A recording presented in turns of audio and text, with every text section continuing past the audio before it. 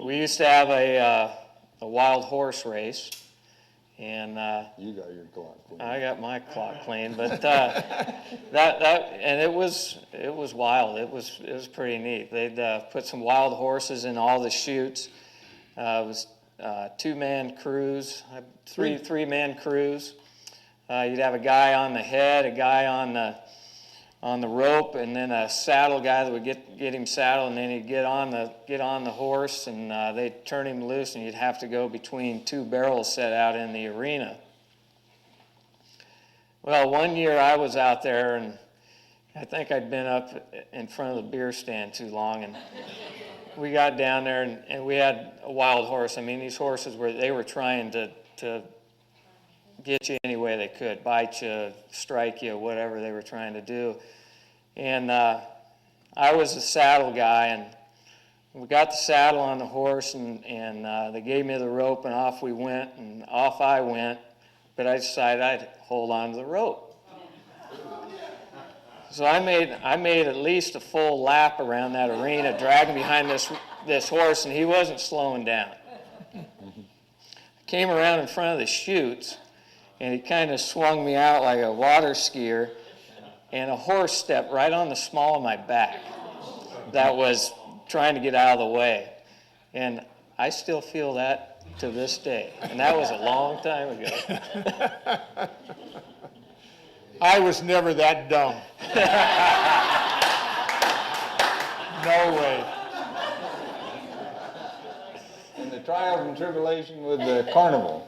Tell a few stories. Oh, I'm not sure We're trying to always try to keep a real clean carnival. It's right here in town. It's in a good setting, and as everybody knows, it's tough to get a good carnival. And Roy's been real good about negotiating that with the carnival people. Bob was involved for a few years, and those guys are real wheeler and dealers, so you got to stay on top of it. I think we have a good carnival now, Johnson. But prior to that, we had one outfit that was a little shady. But going back to even before that, when Dick Simpson was still charged of carnival, why, we had a fellow by the name of Curless who had a carnival. Oh, I guess you could call it a carnival. But it was pretty shabby. And he was in trouble with getting his insurance, and he just was getting by, and that was it. So one of the guys came up to our board meeting and told us that he was taking over the carnival because Scaris hadn't paid his insurance and everything, and he was going to take it over, and he had a guy to run it and everything. Well, as you might know, we had a few of those in the that night, and I thought, well, being that I was through with collecting money and everything, why didn't I just take this guy out to Rainbow for the weekend, and the rodeo would be over and be through with it? Well, Don Harris says, I don't think that's a good idea, Roy. So we decided maybe I better not take him out of town. But that was the only time that I got real foolish. It's the only time? Well, that was one of the times. One of the times, yeah. The other time, about 2 o'clock, 1:30 in the morning, the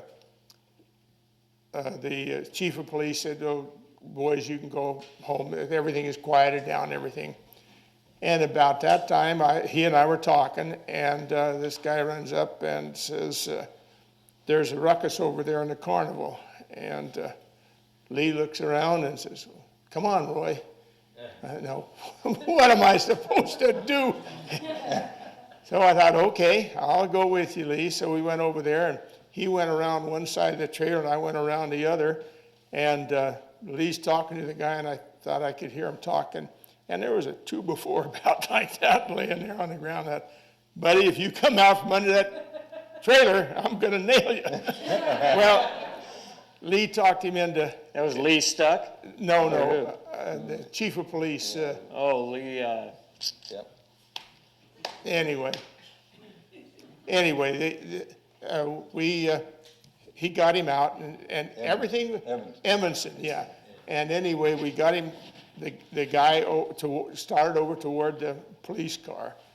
And he gave Lee some lip, and the next thing I know, that guy was on the ground, handcuffed, and I thought, man, he's not very big, but boy, he can sure put a guy on the ground in a hurry. So I got a lot of respect for the police around here. Was that our rodeo clown? No, that was a different story. That one should be told. That was McNair, wasn't it? Yeah, Dan McNair. Yeah. But Lee was not the chief of police then. Yeah. Another so-called person was the chief, and that police chief and I did not get along. It wasn't your dad. But anyway, no, Dan. 6 policemen tried to put him in a car and they couldn't do it. They'd bring him up to the car and he'd just run up the side and do a flip. And he was pretty bad shape the next morning. But, and the funny part of it is we could have settled that right down in Parlato Sunday night. But chief wouldn't have anything to do with it. Fine, let it go. And it cost the city some insurance money. So that's enough said. But Dan was tougher than nails. Boy, I'll tell you, that guy would take a bull on right head first. And his kid is a bullfighter now, or a clown, or bullfighter, I call him. So he.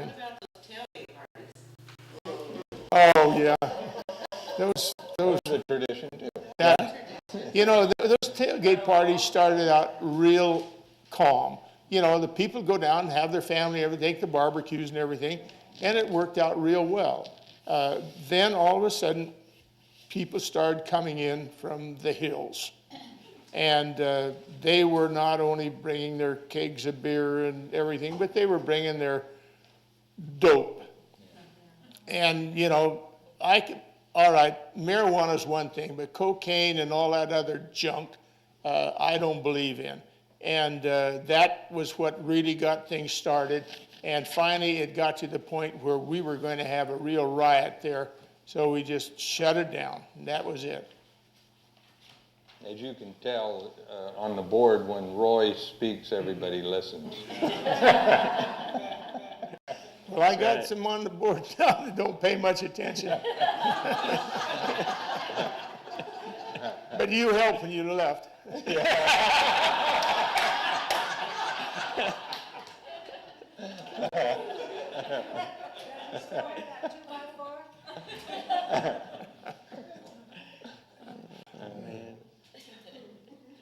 Well, I don't know, but this has been a lot of fun. We told some stories, some pretty good ones. We're not going to go into any more of the Red Bluff stories. I promised Bob we're not going to go there. But, like I say, the people that are in Fortuna have been great. I just can't say enough about, the chamber doing what they do, the fire department. Without them, we just wouldn't be doing anything.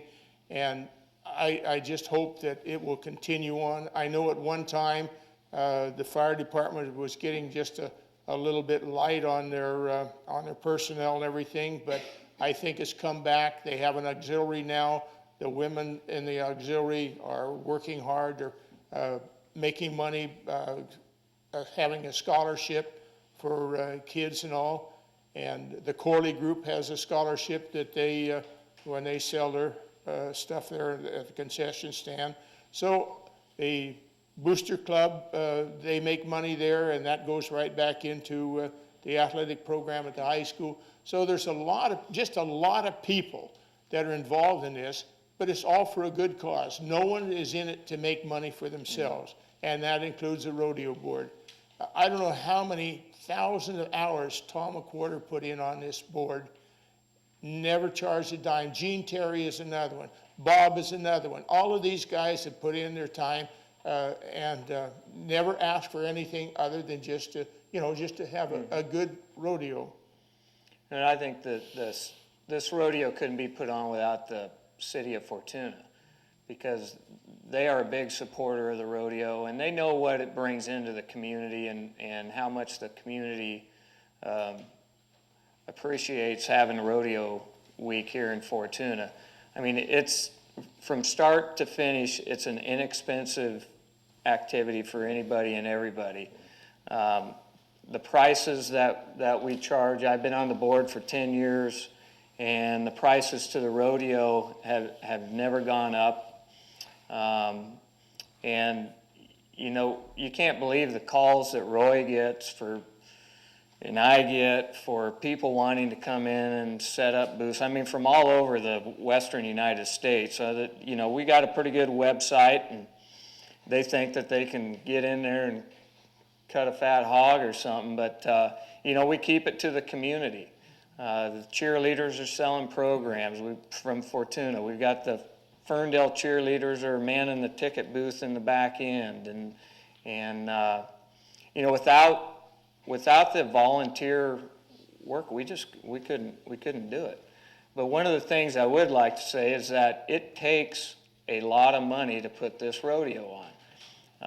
The stock contractors, the specialty acts, the announcers, the music, the advertising, the tractors, the diesel, and all this stuff. It's amazing how much money it costs to put this rodeo on. And when you look at it from a profit, how much money that the rodeo really makes, if you look at the net profit, it's not very much considering how much money is spent to do it. And people can look and say, well, boy, the rodeo board's making a ton of money, but they don't see the expense side, and it's considerable. But you know what? We're putting all that money right back into this community, and that's just what it's all about.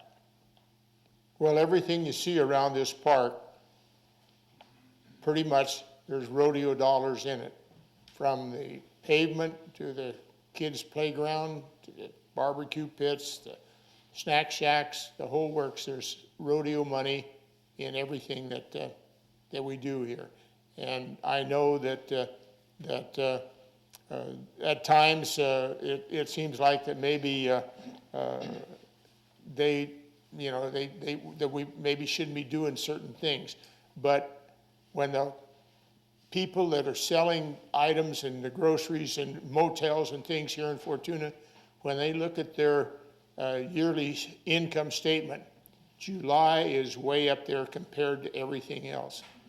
And I don't know if that was true in the gas business in July, but probably not.